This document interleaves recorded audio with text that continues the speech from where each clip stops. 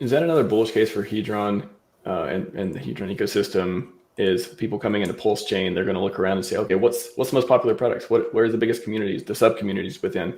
And they're going to see Hedron, they're going to see PulseX, of course. But is it just a function? And maybe we have a pulsemarketcap.com. Maybe we have something that actually gives some people data on a lot of the market caps or otherwise information.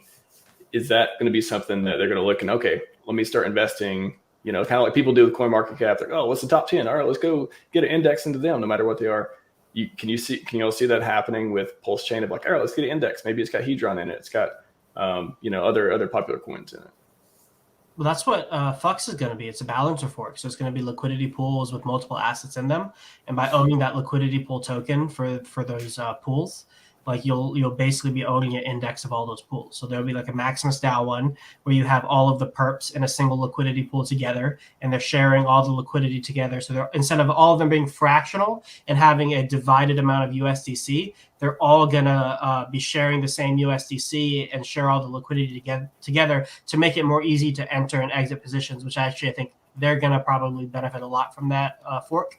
But also you can have like a RH index where you have a liquidity pool of HEX, EHEX, PHEX, PulseChain in a pool. And then you could have like the ICOSA Hedron system where you have HEX, Hedron, ICOSA all in one single liquidity pool. And by owning that token, you essentially own the index of all of those assets because as they go up together or down together, that liquidity pool token will track that value.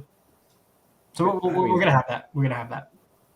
I haven't even thought about the indexes like that. That is super cool. Wow. Okay. Mm-hmm. I'm in. Give me that index. Give me that. Actually, I don't know. Yeah. So before we finish up on that, follow-up question. What's the more profitable move? Doing a sort of index or a pool like that, or doing individual tokens that you like? For example, just HEX versus PulseChain versus PulseX, or just Hedron versus Hedron ICOSA, whatever it may be. I'll just take that access. Yeah, it's a great question. I guess there's no way to know for sure. But if we're going to compare HEX to Bitcoin and the goal is to outperform the highest appreciating asset of all time in Bitcoin, and HEX has already done that and beaten its all-time high twice, and it's going to do it again for the third time. And that's the only real way to get any kind of economic power in PulseChain right now, because you've missed the PulseChain SAC or PulseX SAC. I really do think that consolidating funds into HEX is the most profitable play, and that might not look the same way over the whole bull run. There will be times when the index is going to overperform, and there are going to be times when HEX overperforms. But ultimately, all of the momentum and volume is coming into HEX. And so that's like the equivalent of the alt seasons theory, where in like 2017, like all the money would flow first into Bitcoin. You'd have a huge pump on that, and then the cup would overflow, and some of those funds would then fall off and into Ethereum, and then the altcoins, and so on and so forth. I think effectively what you're getting in HEX is that conduit or that stability in terms of an always constant yield in the immutable monetary policy of the T-share. And so that's like the driving force behind it. That's where all the economic energy is going. It's also, like, as I said before, the conduit, meaning there's going to be some form of liquidity bonding between ETHEX and PulseX. And so that's going to be the bridge. The actual coin itself is going to be the bridge where economic energy floats between. And their liquidity is going to be tied enough together that they will move up and down together as a ratio. So then if you want to capture moves on any other coin, you'll be using HEX to flow in and out of those other things. Because I really do believe, I have a kind of a contrary belief about PulseChain and PulseX than most people want to admit, which is that, most people on PulseChain and PulseX are looking for the exit. There's a lot of people that are underwater that put a lot of money into that thing, and they're looking for quick returns to get out of bad situations that they're in. And so it could be, as with many layer ones, that you see downside early on, And so without going too far into speculation on that, I still think that, HEX has already been through a 500 plus day bear market downtrend, and a lot of the weak hands are out, are sold, or And we have actual like on-chain proof that the real threats to HEX right now are minimal compared to what we were at 56 cents last, when was that? 2021 now. So it's been a long time, but we've had to flush out the bad money, so to speak, in HEX. And so much user supply has been taken off the market that now you have such a clear runway, and now you have all this new demand. And Metcalfe's law and adoption follows green candles, and you're getting those now. So now you're starting to see attention put back on it. So many big names are looking at HEX and saying this is your avenue into PulseChain. But PulseChain is just this, it's the scapegoat. It's like the thing that, it's the dumb pipe, as Johnny KS likes to say. It's the thing that, yeah, it can do 100x, 1000x, maybe even if you're lucky. But, how long is that going to take? And what are you going to miss on the way by not getting exposure to HEX now? Like, capturing this last 500% on HEX was the beginning of the big move, right? And so that's why I've been, saying for months. Sloth will beat me over the head now that I'm saying this again, but risk has been to the upside since November, and it still is, so I'm ultimately, I think, the whole reason why PulseChain was invented was to satisfy the HEX staker class, and all of that economic energy came from HEX.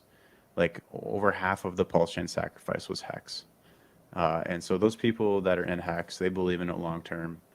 And the money will always flow to where the yield is ultimately. And whether that takes 2 years, 5 years, or 10 years, that's what I see as the next big thing. HEX will become cryptocurrency. Like that's how big I think HEX is going to be. Whether you're talking about HEX on ETH, where it's being protected by ETH Genesis whales, who have a sense of ownership over their chain and want to capture a higher return, knowing that their ETH bags may be only like 5 to 8x this cycle, versus putting a portion of their bags into HEX on the way to $1 plus and seeing those kinds of returns.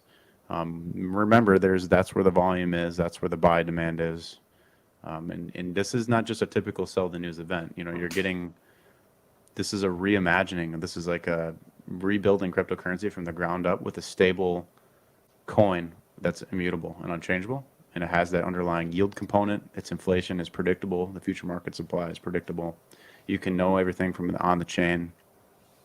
And what we can know about PulseChain and PulseX is there's a lot of people that sacrifice a lot of money for that, and we don't know what that looks like on the other side. We know that there's going to be people that are going to chase those coins because people have made that pretty public and apparent. And so I would just encourage people to not be so hasty to dump your PHEX bags or your PulseX bags for Pulse immediately. They will anyways, and PulseChain will probably go on a 20x rip off the start. But then once the ratio gets out of hand, it'll be like a swashing back of coins back into the coin that's being treated worst, because smart money will go to where the ratio is in their favor. And then it'll just be like a long-term play, right? Yeah, these things can all go up a lot. And so that's why maybe having the index will work out. Like basically the best play is to have exposure to all of these things and just sit on your hands and just watch it all happen. But if you want to take a little bit of risk with a percentage of your portfolio, then yeah, you can play that game, and it's going to be exciting. I believe all of these tokens are going to have massive upside, because the staker class is like 120,000 wallets right now, and that's probably duplicates or triplicates of the same people doing the separate wallets and stuff. So you're really looking like 60, 70,000 users that are staked in HEX, and that's your core, right? So that core 60, 70,000 users is up against 9 million Ethereum wallets that still have probably potentially no consciousness or no awareness of HEX. And so now that attention is being brought to it, I can't even imagine the kind of parabolic move HEX can put in, being 95% traded on chain. And I'm just really excited to see how it all plays out. I guess my bet's on HEX. It always has been, and I'd love to see how this all plays out in the coming years. Now, wouldn't it be just a miracle to convert all the NPCs into HEX holders and the mining class? Just taking it, I think that's one part of it that I really got out of what you said too. Is just our ability to, thinking beyond, zooming out, looking at crypto as a whole. Looking at this kind of fresh start that we have with a lot of people may have caught with HEX early price, or they may be catching up, or they may be staking for a long time now and trying to get the T-shares and all this stuff. But we really give people a chance at the better product, the superior product. I mean, Richard said it a million times, part of his greatest hits, but this is something that if we can bring people into a system that's fair and designed to to get you where you want to go if you make the right choices, man. That's like it's more of like an ethos even than just the price performance chart. So that's cool. That's the heart. That's the heart part. I like that.